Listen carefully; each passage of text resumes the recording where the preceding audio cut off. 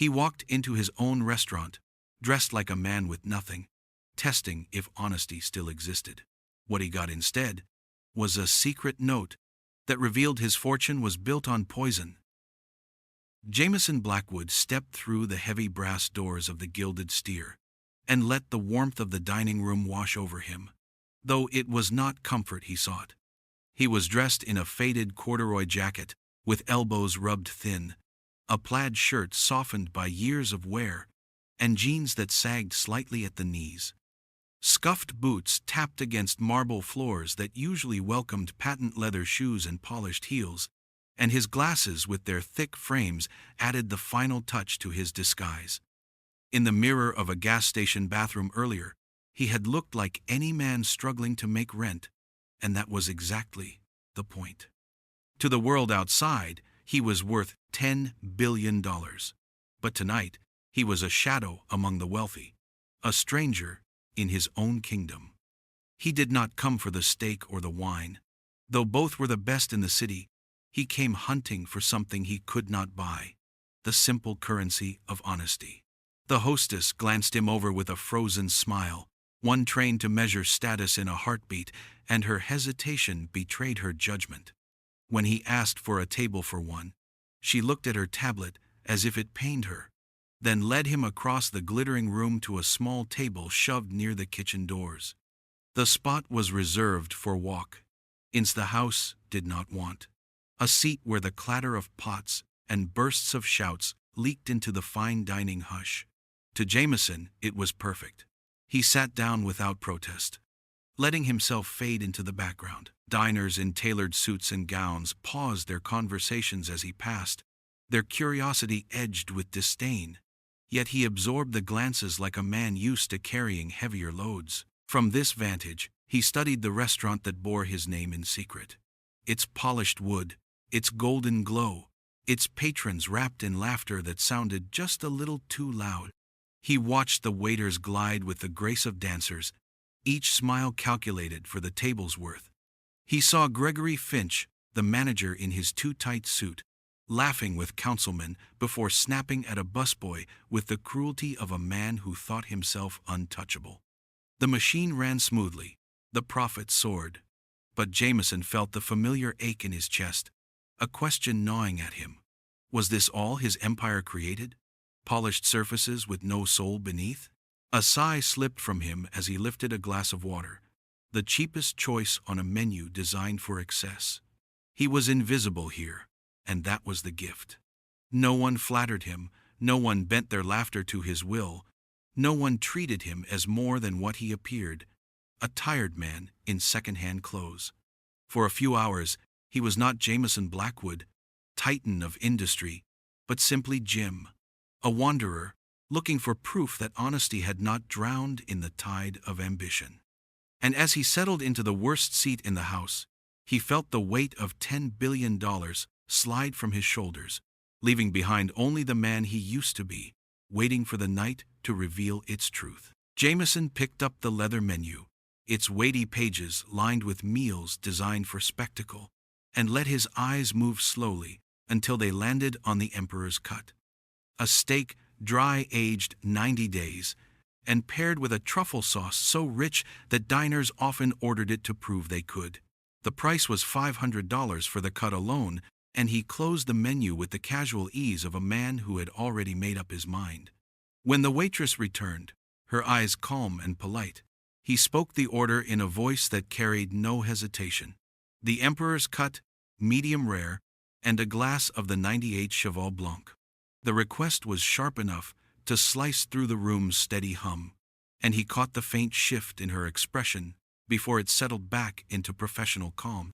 She nodded once, wrote it down without a word, and left, her shoes worn thin, as they tapped against the marble floor. Jameson leaned back in his chair, letting the silence of the choice settle. Around him the restaurant recalibrated. He had been the invisible man at the worst seat in the house, an afterthought to polished servers and their well-groomed patrons. Yet with one order he had upended the hierarchy. Eyes flickered his way, discreet but curious. The invisible man now carrying the weight of a bill larger than most people's rent. The hostess passed near his table with a forced smile, softer now, less brittle, as if suddenly aware that the stranger in the thrift store jacket might not be so ordinary after all. The manager, Finch, turned his head from a conversation across the room, his hawk-like gaze cutting toward Jameson, calculating, measuring, suspicious. The order had set a trap, and everyone was stepping into it. The wine arrived first, poured with exaggerated care, the stemless glass placed before him like a treasure. Jameson studied the ruby liquid for a long moment before taking a slow sip. It was exquisite, bright with age and layered with depth. A glass that tasted like history, bottled and sold at a price few would dare. He savored it not for the taste, but for the reaction it provoked. The waitress, Rosemary, did not linger to watch his face, nor did she comment on his choice. She simply nodded politely and vanished into the kitchen, her movements efficient, her mask intact. He admired that restraint. She had not treated him like a fool, nor fawned like a sycophant. She had simply served.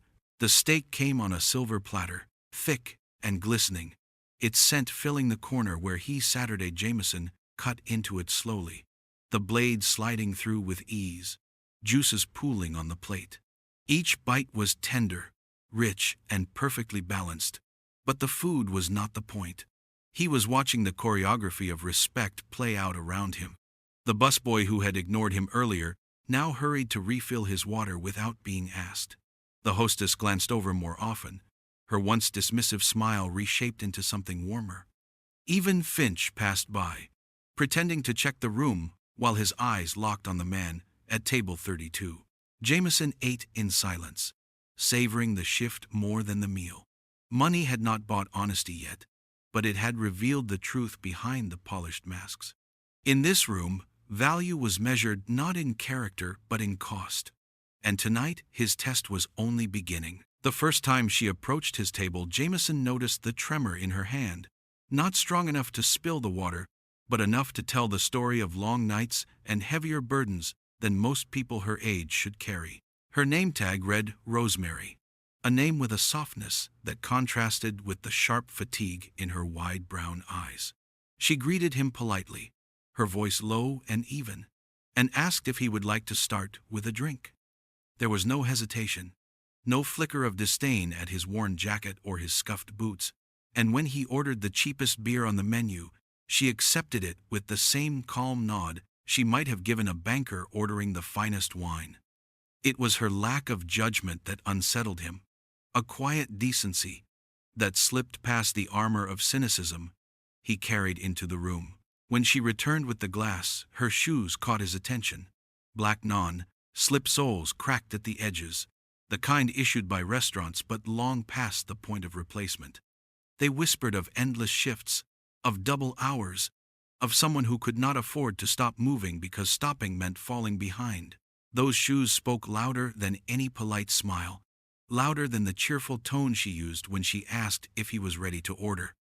He found himself studying her with a focus he rarely gave anyone, searching for the truth hidden behind her weary professionalism. She was young, barely in her 20s, but her eyes carried the weight of someone who had already lived through battles no one else could see.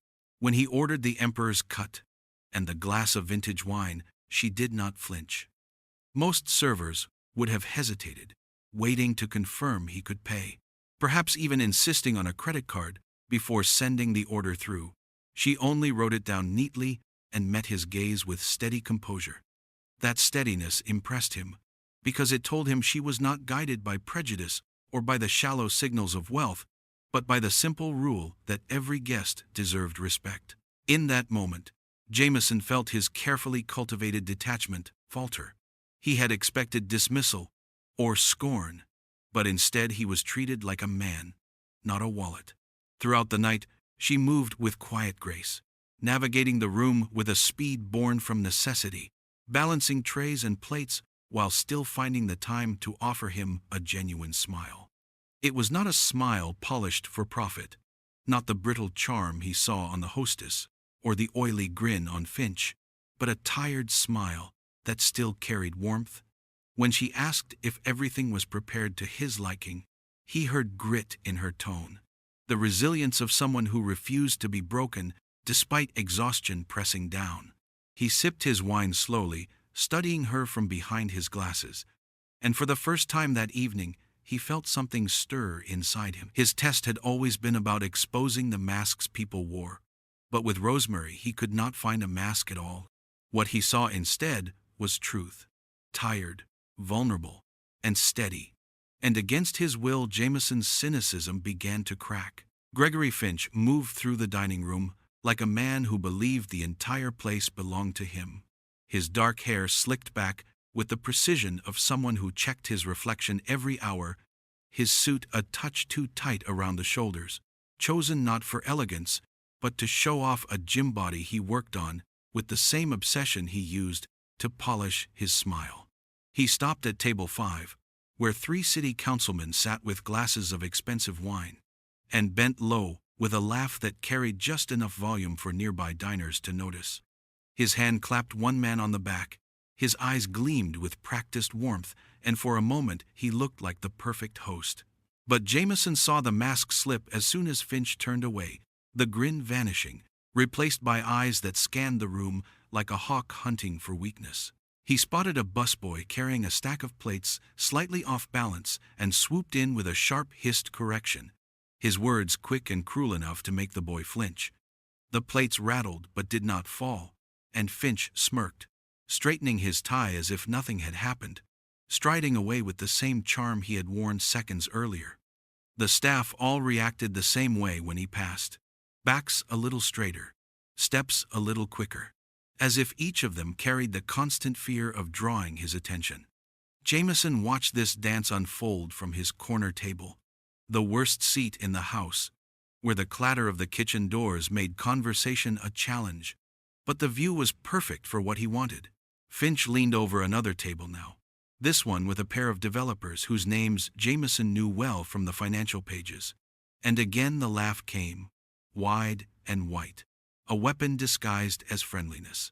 He poured wine into their glasses with his own hand, though Jameson knew the staff had strict instructions that only trained servers should do so, and Finch was quick to violate rules whenever it let him appear generous to the powerful. His voice dropped as he spoke, his shoulders closing in conspiratorially, and the men at the table nodded along, pleased to be receiving such attention. Finch straightened again, flashing his grin to the room like a man taking a bow, and then swept away, his gaze once more hard as glass. Jameson cut another slice of steak, chewing slowly, watching every move. Finch thought himself invisible when he sneered, when he snapped at the dishwasher whose shirt wasn't tucked, when he muttered under his breath about the couple at the back table who looked out of place. But Jameson was trained in this, the quiet art of reading people, the difference between true leadership and empty posturing. Finch was not a man protecting the house. He was a man feeding his own ego, using fear as a tool, using charm as a mask. Jameson saw how the staff avoided his eyes, how their smiles brightened only when he walked away, and he knew then that the numbers in Arthur Pendleton's reports could not capture the truth.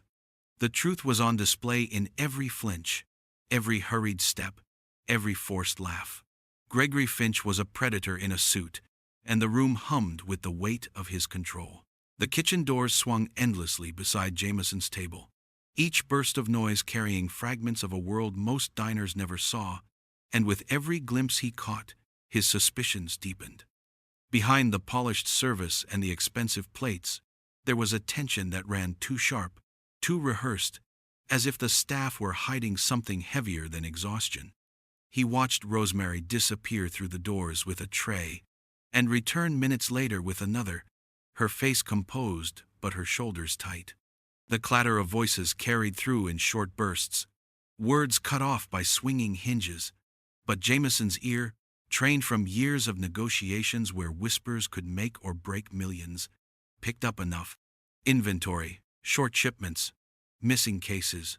A supplier name muttered quickly before silence fell again. It was the kind of noise that did not belong in a house of supposed perfection.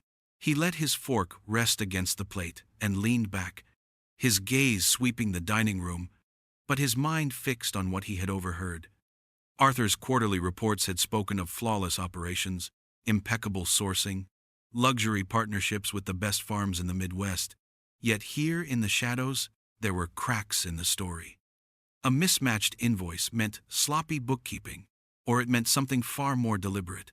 And Jameson had learned long ago that when large sums of money were in play, coincidence rarely explained the gaps.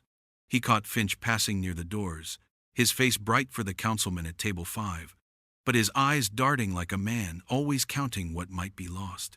Finch's charm never fooled Jameson, because beneath the smile was calculation, the kind that left trails in ledgers hidden from official audits. Jameson had not come tonight to hunt crime, but his instincts, sharpened over decades of building empires, were awake now. The kitchen was not simply disorganized.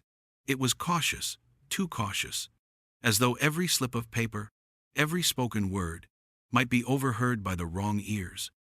A name repeated once caught his attention: Prime Organic Meats, a supplier he had never heard mentioned in any of the acquisition files. Jameson kept a mental catalog of every major partner in his hospitality division, and that name was not in it. He knew the reputable farms, the ones whose logos adorned menus in gold letters.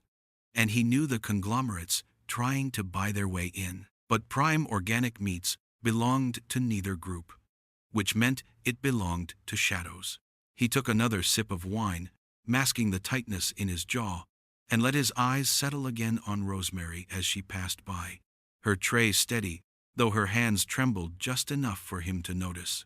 She had seen something, he was sure, something she carried quietly in her long shifts, and Finch's presence at her shoulder explained the fear hidden in her smile. The restaurant gleamed with brass and polished wood, yet behind the curtain, the numbers did not match, the invoices did not add up, and a ghost company whispered through the books like smoke.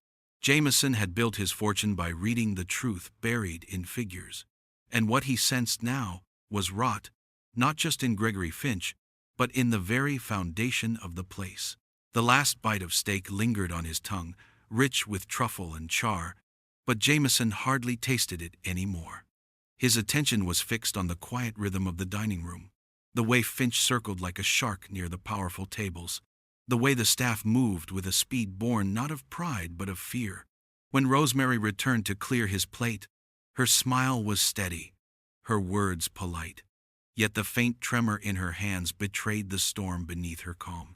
She gathered the silverware with practiced ease, lifting the plate in one smooth motion, and for a moment her body shielded the table from the room. In that sliver of time, a small folded square of linen slid from her palm and landed beneath the tray. Her hand lingered just long enough to press it flat against the wood, then lifted as if nothing had happened. Jameson's eyes caught the movement, subtle but intentional, and his pulse quickened.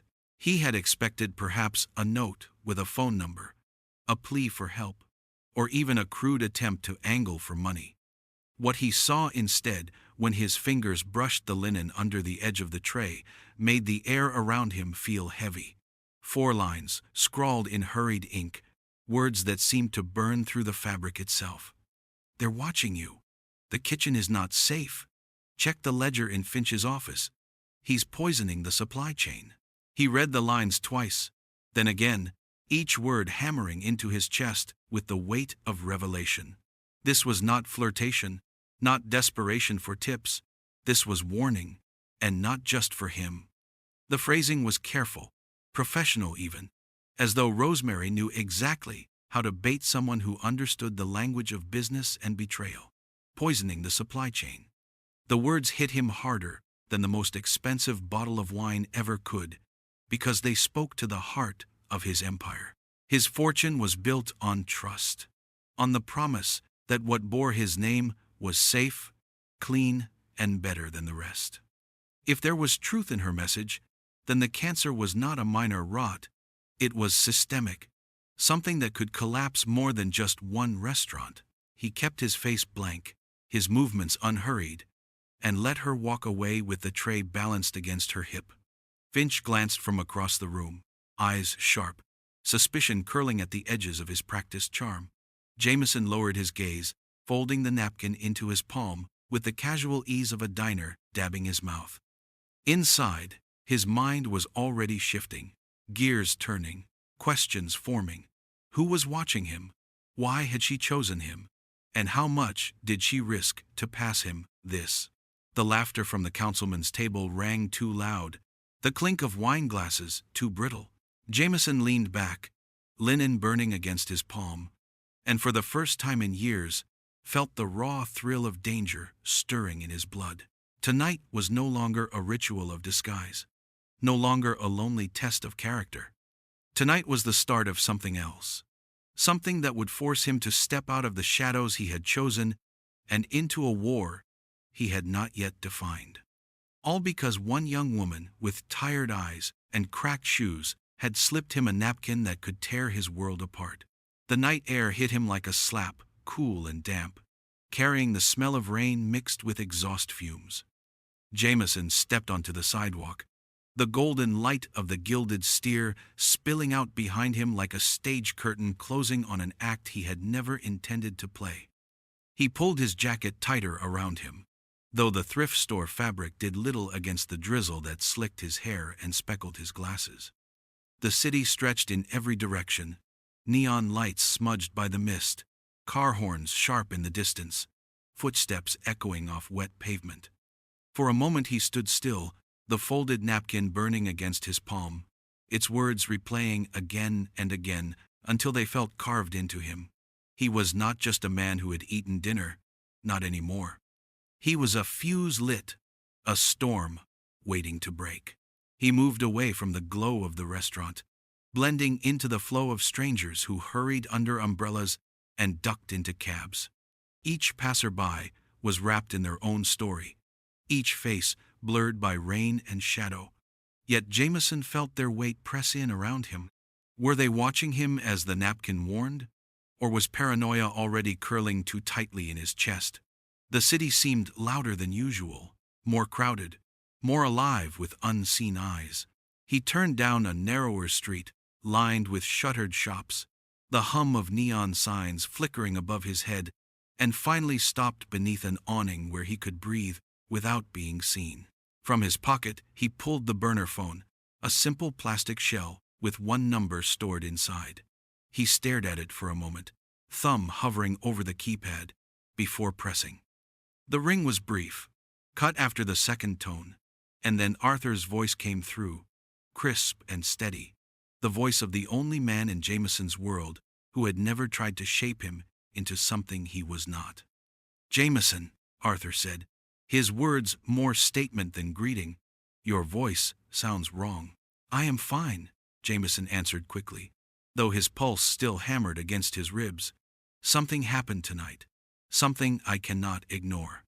He described the evening in careful detail, the thrift store close, the worst table, Finch's poisonous charm, and finally the waitress, Rosemary, with her cracked shoes and eyes too honest to be faked. He spoke of the napkin, reading the lines aloud, and let the silence stretch on the other end of the call. Arthur finally spoke, his voice slow, deliberate, cautious. "That is a serious accusation, Jameson. Poisoning the supply chain is not a phrase tossed carelessly. It could be a disgruntled employee. It could be a trap. It could be nothing." But Jameson cut him off, his tone low, steady, the voice of a man who had built an empire by trusting instincts no report could capture. "She risked everything to get it to me, Arthur. She was terrified, yet she still did it. That is not the act of a liar."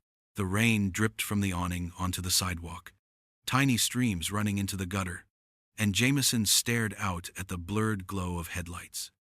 For years he had carried the weight of fortune like armor, but tonight he felt it sharpen into purpose. The napkin was no accident, Arthur's doubts no deterrent. The city around him hummed like an engine, and he knew he was no longer just passing through its streets. He was part of a larger fight, one that began at table 32 and now stretched into the night. A battle where truth was hidden in ledgers and survival written in ink. Arthur Pendleton's voice carried the calm weight of reason, a tone that had steadied Jameson more times than he could count. Yet tonight, it felt like a tether pulling against a storm. He listened without interruption as Jameson described the scene again, the folded napkin, the trembling hand that had slipped it to him, the sharp words etched in hurried ink. When Jameson finished, Arthur let silence stretch across the line, his measured breathing a reminder that he did not deal in emotions, only in facts. "Instinct isn't evidence, Jameson," he said at last, "and you know that better than anyone. A napkin with a warning could mean many things, from paranoia to blackmail to a desperate plea for attention. You cannot allow one waitress and her scribbled message to redirect an empire without proof." Jameson pressed a hand to the cold brick wall beside him, his eyes following the blur of taillights on wet streets, his jaw tight. "She was afraid, Arthur, not of losing a tip, not of a bad shift, but of something much larger. I have sat across billion-dollar deals with men who could bankrupt half a city, and I have never seen fear like hers. People don't risk their jobs and their lives to invent stories. Not like this." Arthur exhaled slowly, the sound a mix of resignation and calculation. "Very well," he said. "I will run it off the books. No audit trails, no signals to internal compliance. We will use the same channels we reserve for hostile acquisitions, the contractors who know how to dig without leaving footprints. I will have everything on Gregory Finch by morning: employment history, financial patterns, private dealings. If there is rot, it will show. And the girl," Jameson added, his voice firmer than he intended, "Rosemary Vance. I need to know everything about her. If she is telling the truth, she is in danger. If she is lying, I need to understand why." There was a pause, and Arthur's voice softened slightly, though his words remained precise. "You are already invested in her, aren't you?" Jameson did not answer, but the silence was enough. "All right," Arthur continued. "I will have my people look into her background as well. But remember, Jameson, compassion can cloud judgment. A young woman with tired eyes can make even the sharpest man believe things he wants to believe." Jameson felt the rain drip from his hair down the back of his neck, cold against his skin. "This is not sentiment, Arthur. It is pattern.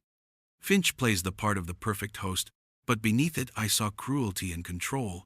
Rosemary is caught in it, I am sure. The napkin is not just about me, it is about the house itself." Arthur sighed again, though this time it carried a note of reluctant agreement. "Very well, I will begin immediately. Expect something within the hour, preliminary at least. Do not act until we know more. Promise me that, Jameson." Jameson looked at the napkin folded in his palm, the ink beginning to blur where raindrops had touched it. "I promise nothing," he said quietly, but his voice carried no hesitation.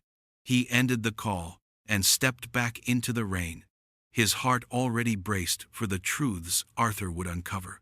Truths he suspected would confirm what his instincts already screamed. The alley was dark, slick with rain, and smelled of damp cardboard and gasoline, the kind of place where secrets lingered.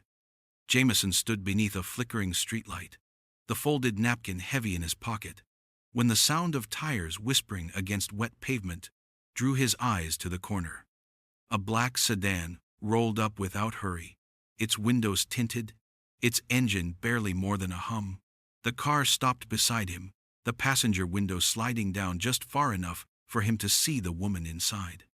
Her face was sharp, her jaw cut like stone, her dark hair cropped close, and her eyes cold, watchful, precise, locked on him through the drizzle. "Arthur said you needed a ghost," she said, her voice low and gravelly, touched with the faintest trace of London. "Ghosts are expensive." Jameson opened the door and slid into the back seat, water dripping from his jacket onto the leather. "I can afford it," he replied simply. She studied him in the mirror, her gaze narrowing slightly, as if testing whether wealth meant softness. "So I hear," she murmured, then turned the wheel with a practiced ease. The sedan moved like a shadow through the city streets. Her name was Wren. Former intelligence, Arthur had said. Someone who had slipped in and out of places guarded tighter than palaces. Someone who had lived so long in shadows that light itself seemed optional. She did not waste words. "You want a ledger," she said, her hands steady on the wheel. "Physical or digital?" "Both," Jameson answered, the napkin's words echoing again in his mind. "If Finch keeps records, I need them tonight, before he has a chance to clean them." Wren gave a small, humorless smile, the kind of smile that never reached her eyes. "If there is a ledger, I will find it. If there is a lock, it will open. But you will do exactly as I say." Jameson inclined his head, accepting the terms. He was not the kind of man who followed easily.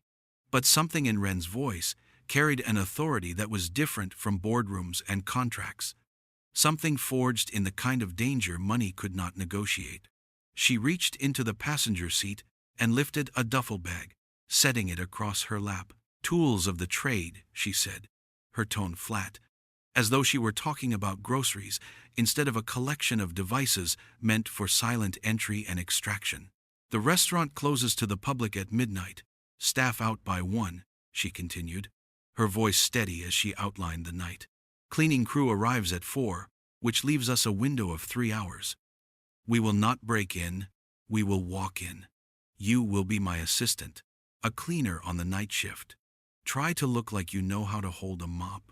Jameson almost smiled, but her expression made it clear there was no room for humor. He leaned back, the city lights flashing across his face as the sedan carried them toward the task ahead. The empire he had built was now balanced on the edge of one night, and in the seat beside him was the kind of woman who turned impossible into inevitable. For the first time in years, Jameson felt anticipation course through him, sharp and alive.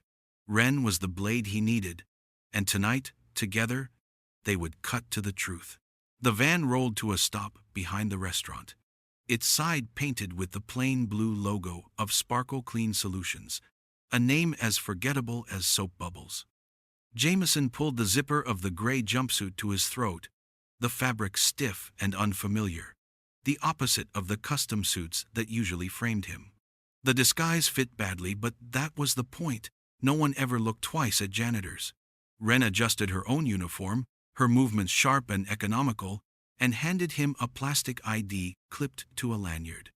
"Tonight you are Mike," she said without expression, and Mike keeps his head down.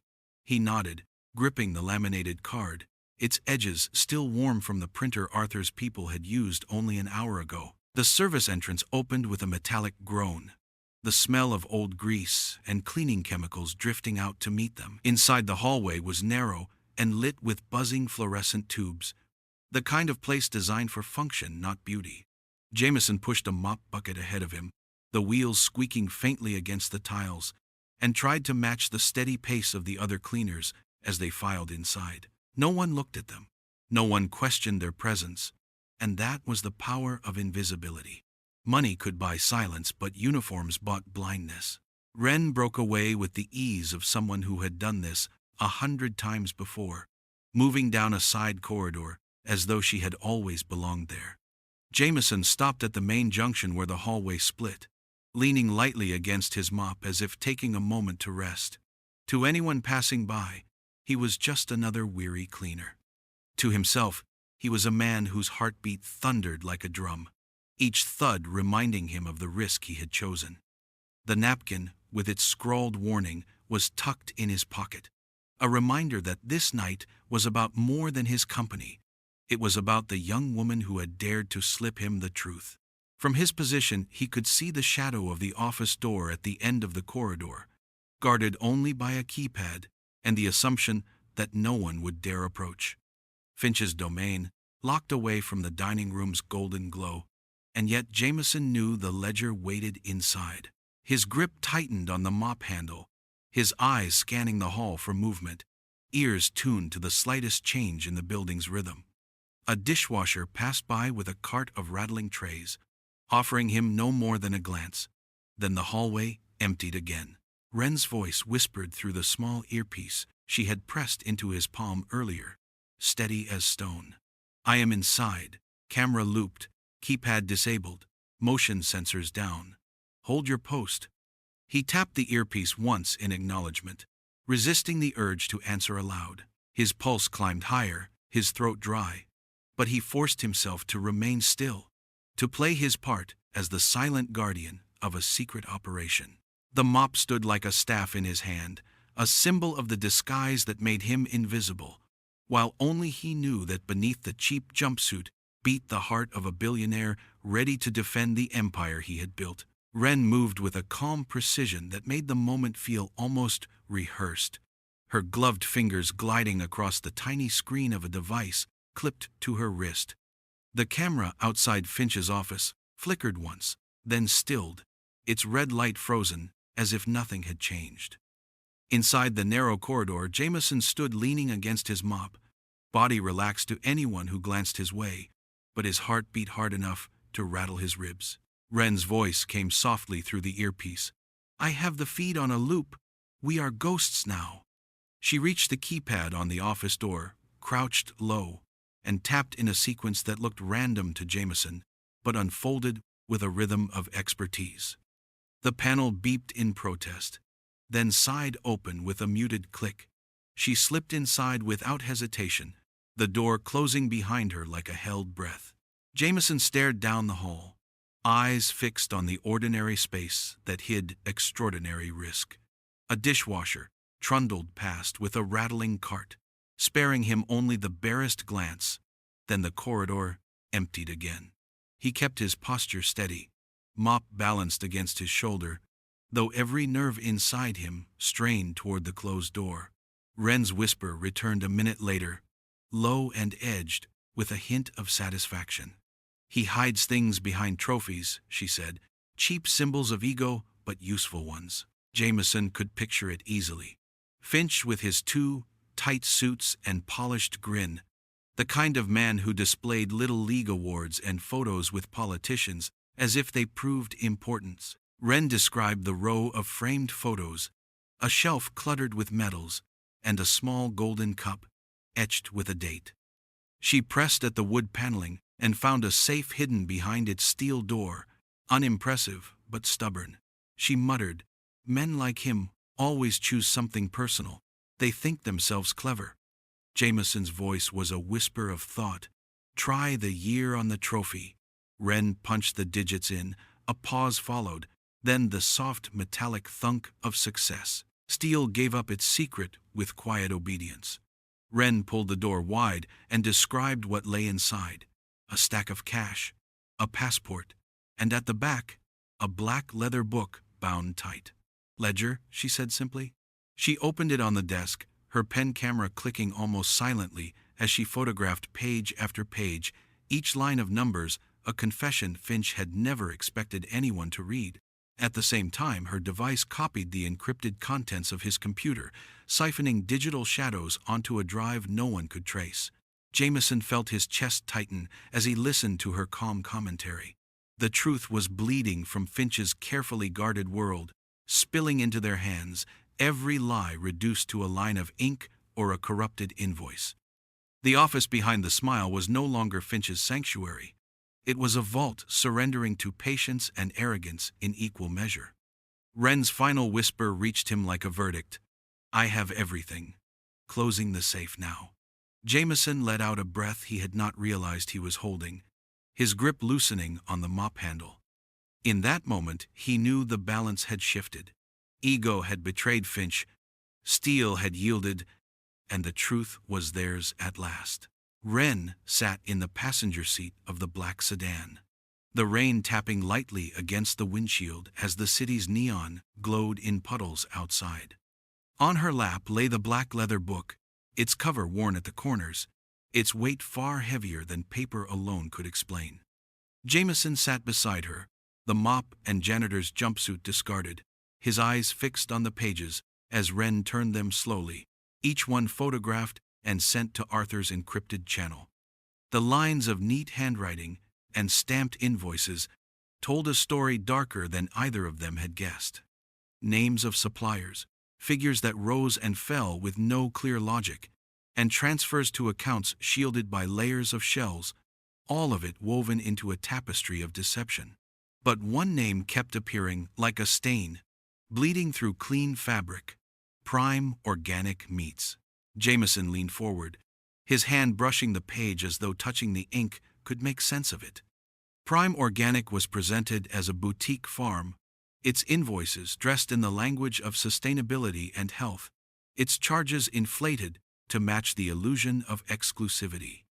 Yet Jameson had never seen it on any approved list, never encountered its brand in the carefully managed partnerships that shaped his empire.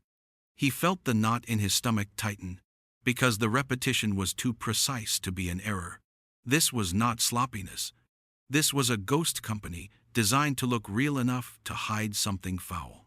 Wren tapped a few keys on her laptop, the mirrored drive glowing on the screen with Finch's digital files. "Cross-referencing now," she murmured, her voice flat, her eyes reflecting the glow. Within seconds, the truth snapped into focus. "Westland Meats," she said, her tone edged with grim certainty. Jameson froze. He knew the name, everyone in the industry did. Westland had been shut down 6 months ago by the health department, condemned for contamination so severe that photos of its rotting warehouses had splashed across national news. The plant was supposed to be sealed, its equipment auctioned, its brand destroyed. Yet here it was again, resurrected through paper trickery, wearing a new mask as Prime Organic. The realization hit with a cold clarity. Finch had not only been cutting corners, he had been feeding poison into the supply chain, buying condemned meat for pennies and serving it at premium prices in the very restaurants that bore Jameson's name. The betrayal was complete, an attack not only on profit, but on the trust that underpinned the empire. Every page of the ledger confirmed it. Line after line of falsified invoices and fabricated reconciliations, each one a wound disguised as routine. Jameson leaned back, his fists tight, the leather of the seat creaking under the force of his grip. It was worse than he had imagined. Not theft, not skimming, but a crime against every guest who had ever sat in his establishments. Finch had gambled with lives, and he had done it under the shield of Blackwood Holdings. Wren closed the ledger, her eyes unreadable, and slid it back into the duffel. What the pages said was undeniable, and it was only the beginning. Arthur's call came just before dawn, his voice flat but laced with the kind of restrained anger Jameson rarely heard from him. "We found something else," he said, and the line went quiet for a moment, as though the weight of what he was about to reveal needed space. Jameson sat in the back of the sedan, the city still wet from the night's rain, Wren beside him reviewing her equipment with calm detachment. Then Arthur spoke again, this time slower, each word deliberate. "Encrypted clips, hidden on Finch's partition. They show Rosemary Vance, and they leave no doubt." Jameson's grip tightened on the phone, the folded napkin still in his pocket like a brand against his skin. "Play it," he said, and Arthur complied. The first clip crackled with poor sound, but the picture was clear enough. Finch sat in his office, his smile stripped away, his voice low and vicious. Across from him, Rosemary, her apron still tied at her waist, sat pale and rigid, her hands clasped tight in her lap. Finch leaned close, his tone a hiss. "You think anyone will believe you? You log the invoices, sweetheart. You balance the numbers. If this comes out, you go down with me. And your brother, what happens to him when you lose this job?" The next clip showed her flinching as Finch waved a paper in her face, a ledger page she had been forced to reconcile. His words were like knives. $5,000, he sneered. "You owe me. Theft, incompetence, call it what you like. You will pay it off or you will never work in this city again. And I'll make sure every dollar you lose is a dose of medicine your brother doesn't get." He paused, savoring her fear, then added with a smirk, "You want Kevin to keep breathing, don't you? Then you'll keep your mouth shut and do exactly as I tell you." Jameson felt fury rise through him, hot and sharp, the kind of rage that demanded action. Rosemary was not an accomplice, not a willing partner in Finch's scheme. She was a hostage, her brother's life held as collateral against her silence. The fabricated debt was the chain, her love for Kevin the lock. She had been forced into the shadows of Finch's crimes, coerced into smoothing the numbers that allowed him to funnel poison into the supply line. Yet even under threat, even knowing the risk, she had found the courage to slip Jameson that napkin. Arthur's voice returned, quieter now. She is clean, Jameson. No criminal record, no evidence of benefit, only pressure. Everything points to coercion. He paused, then added, she risked everything to tell you. Jameson closed his eyes, the city's hum outside, fading beneath the thunder of his thoughts. He had seen betrayal in 100 forms, but this was worse. Finch had not only poisoned the supply chain, he had weaponized desperation, turning a young woman's love for her sick brother into a leash. The price of silence had been extracted in fear, and Rosemary had paid it every night she walked into that restaurant. Jameson opened his eyes, his voice iron. This ends now. The first light of morning spread across the city, pale and cold, as Jameson stood before the floor to ceiling windows of his penthouse. The night had been long, every hour filled with calls, encrypted transfers, and decisions that could not be undone. Arthur's people had already mirrored every page of the ledger and delivered it to federal contacts they had trusted for years. The FBI and the FDA were now moving in parallel, their investigations converging like two rivers, each prepared to strike at the heart of Finch's scheme. Timing was everything, Arthur had said, and the agencies had agreed to synchronize their actions, so there would be no warning, no chance for Finch to erase or escape. Jameson no longer wore the thrift store jacket or the glasses with their thick frames. The disguise had served its purpose, but now the mask had to come off. He dressed in a charcoal suit that fit like armor, the fabric whispering authority with every step. His tie was perfectly knotted, his shoes polished to a mirror shine, and when he caught his reflection in the glass, he saw not the invisible diner from table 32, but the man who owned the empire. It was a transformation as deliberate as any strategy he had ever played, and he knew the stage had to be chosen with equal care.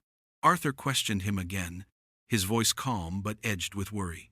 Do you really need to confront him yourself? The evidence is enough. The agencies will take him. Jameson shook his head, his tone firm. No. He needs to see who he was dealing with. He needs to understand that the man in the corduroy jacket and scuffed boots was not just another guest, but the owner of everything he thought he could corrupt. And Rosemary needs to see it too. She needs to know she was not alone in this fight. So the stage was chosen, not a boardroom, not a courtroom, but the same bad table near the kitchen doors. The spot where disdain had been written in the hostess's tight smile, where Rosemary's steady hands had brought bread and wine without judgment, where the napkin had changed the course of everything. That table was no longer a slight. It was a symbol, the place where the truth had first been spoken. Jameson wanted Finch to feel the humiliation of walking past the powerful tables to confront the man he had dismissed, only to realize that man was the one who held his fate. By late morning, the plan was in motion. Federal agents in plain clothes blended into the dining room, waiting for the signal. Arthur arrived in his dark suit, every line of his body controlled, carrying the quiet authority of a man who handled details others missed. Jameson entered last, the staff freezing as they recognized him, their whispers rippling like wind across still water. He walked without hurry, his eyes fixed not on Finch, but on the small table by the kitchen. When he sat down, the scrape of the chair against the floor was louder than any applause. The message was clear. The game had turned, and the same seat that once marked invisibility now marked judgment. The lunch crowd had just begun to gather when two black SUVs rolled to a stop in front of the Gilded Steer, their engines humming low, their windows dark against the midday Sunday. Inside the dining room, servers in crisp uniforms carried trays of wine and bread, the air filled with the familiar hum of conversation. But the sight of the vehicles outside slowed the rhythm of the room. Finch hurried to the door, his smile already fixed, expecting perhaps a wealthy guest or some celebrity eager to be seen at the city's most expensive restaurant. The moment the first door opened and Jameson Blackwood stepped out, that smile faltered. The confidence that had carried Finch through every act of deception wavered as recognition set in. Jameson walked with steady purpose, the charcoal suit drawing every eye, Arthur close behind him, and two men who looked like businessmen but moved like law enforcement. Finch's voice cracked as he greeted them, his tone forced, his hands twisting at his sides. "Mr. Blackwood, what an honor! If we had known you were coming." Jameson cut him off with a single glance, cold and unflinching, before stepping past him. The staff froze in place, menus clutched in hands, trays halted midair, the quiet spreading until even the clatter of dishes in the kitchen seemed to fall away. Jameson did not head for the prime tables in the center of the floor. Instead, he stopped at the wobbling table near the kitchen doors, the same seat Finch had once reserved for those he deemed unworthy. He pulled the chair back and sat without a word, his eyes on Finch. The silence pressed heavier with each passing second until Arthur spoke, his tone precise. "We need to see your office, Gregory. Now." Finch tried to laugh, a brittle sound that echoed too loud in the hushed room. "My office? Surely there is no need." But his words withered when one of the plainclothes agents produced a warrant. The color drained from Finch's face, the veneer of charm crumbling into fear. They moved down the hallway, Jameson following, his expression calm but sharp, each step measured like a gavel striking wood. Inside the office, the trophies still gleamed on their shelves, the ledger still hidden behind them. But now theater was replaced with fact. Arthur laid a tablet on the desk, screen glowing with the evidence, photographs of every page of Finch's black ledger, the falsified invoices, the shell accounts, and finally the footage of him threatening Rosemary. Finch's protests came quick and frantic, his words spilling without conviction. Lies, misunderstandings, that girl was involved too, but the agents moved forward, their faces unreadable, their hands steady as they pulled out the cuffs. The click of metal around Finch's wrists broke the last illusion. He sagged into the chair, his eyes darting from Jameson to the tablet to the agents who now read him his rights. Jameson said nothing. He simply stood, his gaze locked on the man who had poisoned both supply chains and human lives with the same careless greed. For once Finch's perfect hair and polished smile offered no protection. The reckoning had come at lunch rush, and the entire house knew it. The office still carried the echo of metal cuffs snapping shut when Jameson stepped back into the dining room. The staff had gathered in small clusters, whispering, their faces pale with shock. The guests sat frozen in their seats, forks suspended above plates, aware that something enormous had just cracked the polished surface of their world. At the host stand, Rosemary stood gripping a stack of menus so tightly her knuckles were white. Her eyes darted from Finch being led away in bracelets to Jameson in his flawless suit, and she seemed caught between fear and disbelief. She thought surely this was the end for her, that Finch would drag her down with him, that everything she had risked in slipping that napkin had collapsed into ruin. Jameson crossed the room slowly, every gaze turning with him, the hush deepening, until only the sound of the kitchen doors swinging open and shut broke the silence. He stopped at her side and spoke gently, his voice carrying not only to her, but to every person watching. "Last night one of you showed a kind of courage that most people will never know. You risked everything.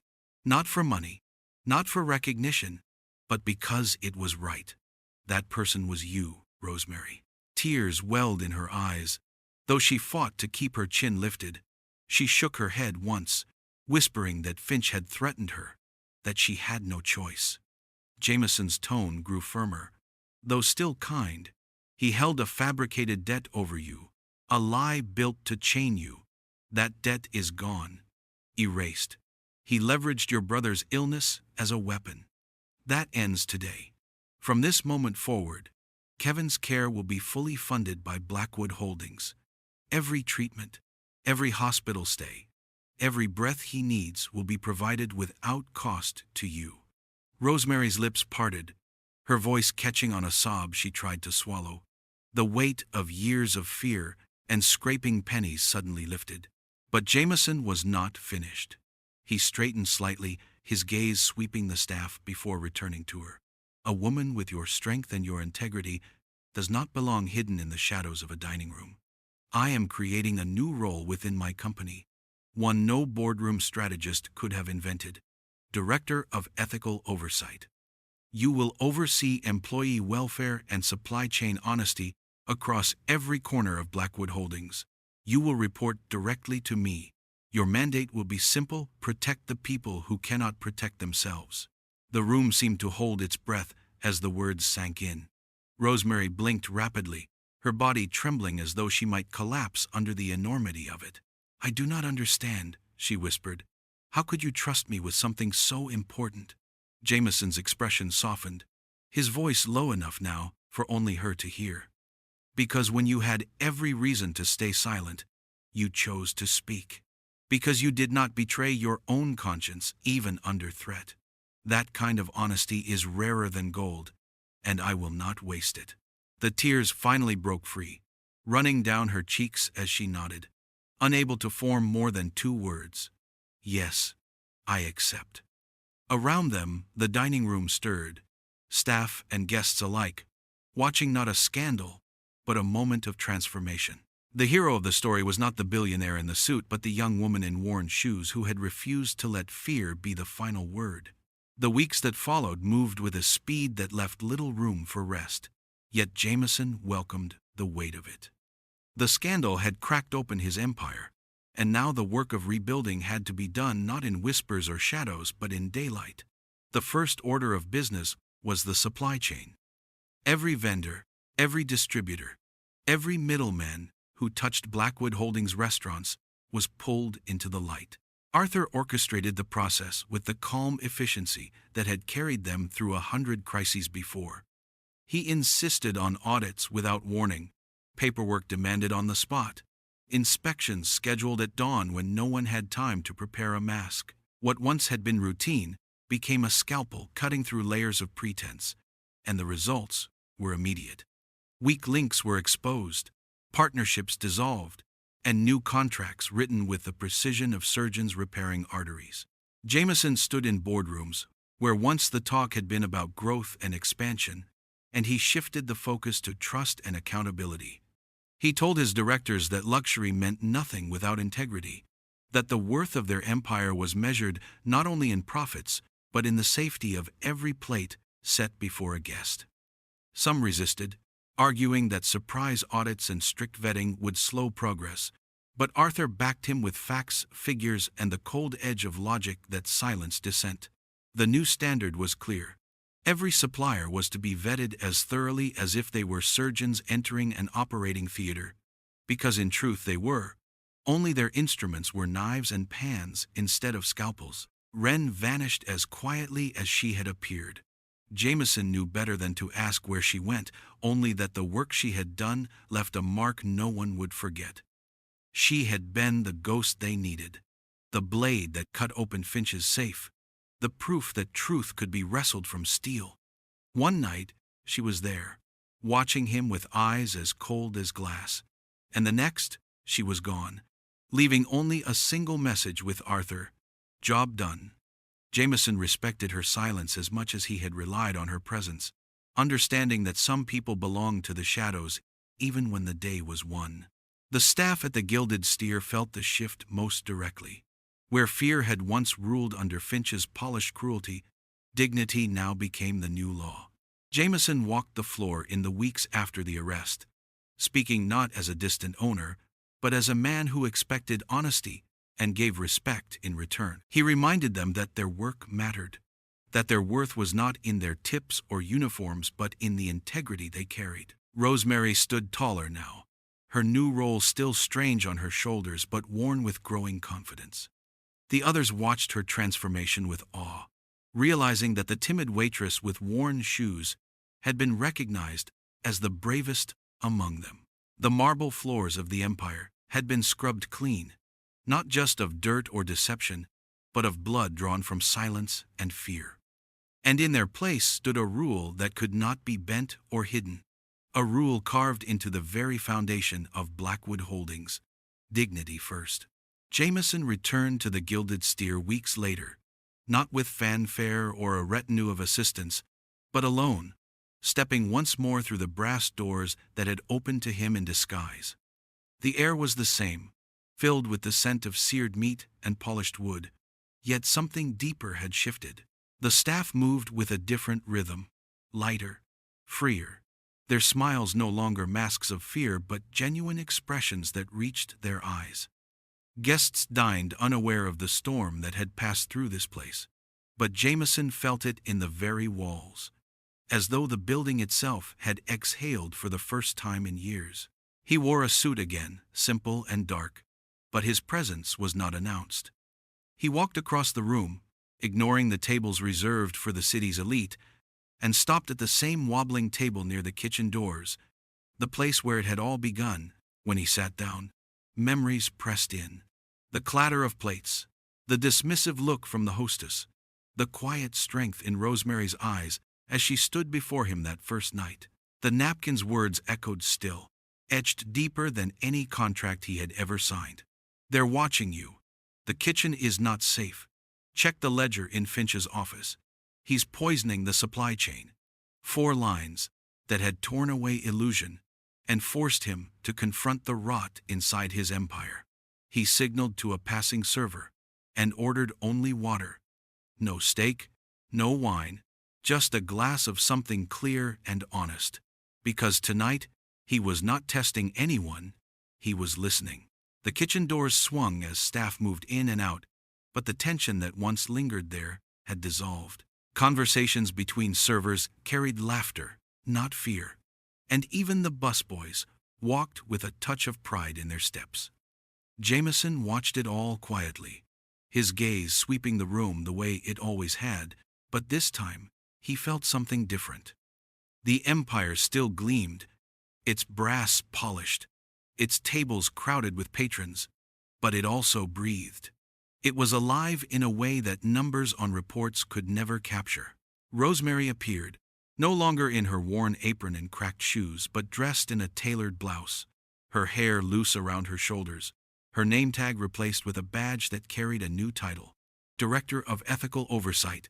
She saw him at the table and smiled, not the polite mask of a server, but the calm acknowledgement of an equal.